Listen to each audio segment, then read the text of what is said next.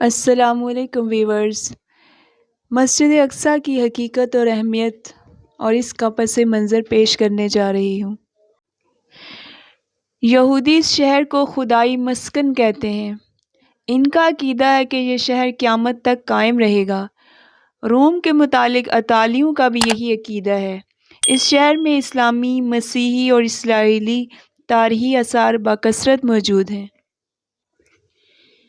یہاں سب سے پہلے حضرت داؤد علیہ السلام نے شہر کو فتح کیا اور پھر اپنا دارالسلطنت بنایا۔ بعد ازاں ان کے بیٹے حضرت سلیمان علیہ السلام نے یہاں معبد تعمیر کیے۔ رفتہ رفتہ یہ شہر مذہبی اور روحانی مرکز کی حیثیت اختیار کر گیا۔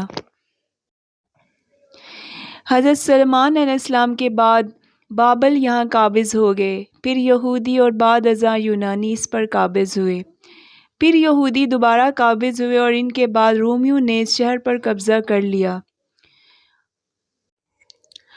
دنیا کے جن شہروں کی عزت و تکریم ہے، ان میں سے ایک شہر یروشلم بیت المقدس ہے، جو مسلمانوں، یہودیوں اور عیسائیوں کے لیے یکساں باعث عزت و احترام کا مقام ہے۔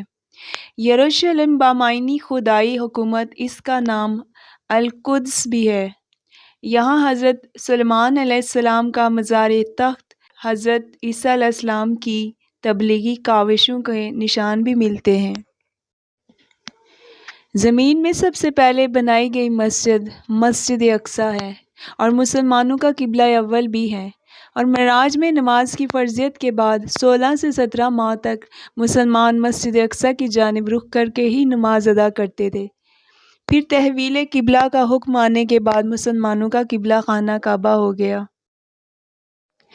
یہ وہ مسجد ہے جس میں نبی کریم صلی اللہ علیہ وآلہ وسلم نے انبیاء کرام کی امامت فرمائی۔ ان کے علاوہ حضرت انبیاء کرام اور مصلحین کی یادگاروں کے آثار موجود ہیں، جنہوں نے بنی نوع انسان کو بھلائی اور نیکی کے راستے دکھائے۔ پہلی جنگ عظیم میں سلطنت عثمانیہ کی شکست کے بعد برطانیہ نے فلسطینی خطے کا کنٹرول سنبھال لیا۔ اس وقت پر یہاں ایک عرب اکثریت میں جبکہ یہودی اقلیت میں تھے۔ 123 ق میں یہودیوں کا داخلہ ممنوع قرار دیا گیا۔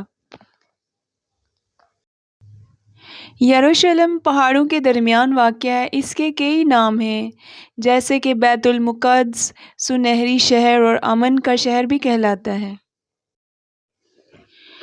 لیکن تاریخی لحاظ سے بمشکل 10 دن گزرے ہوں گے، جن کے دوران یہاں کے باشندوں کو امن و سکون دیکھنا نصیب ہوا۔ نوع انسانی کی خون اشام تاریخ اپنے آپ کو مذہبی روپ میں بارہا دہراتی رہی ہے۔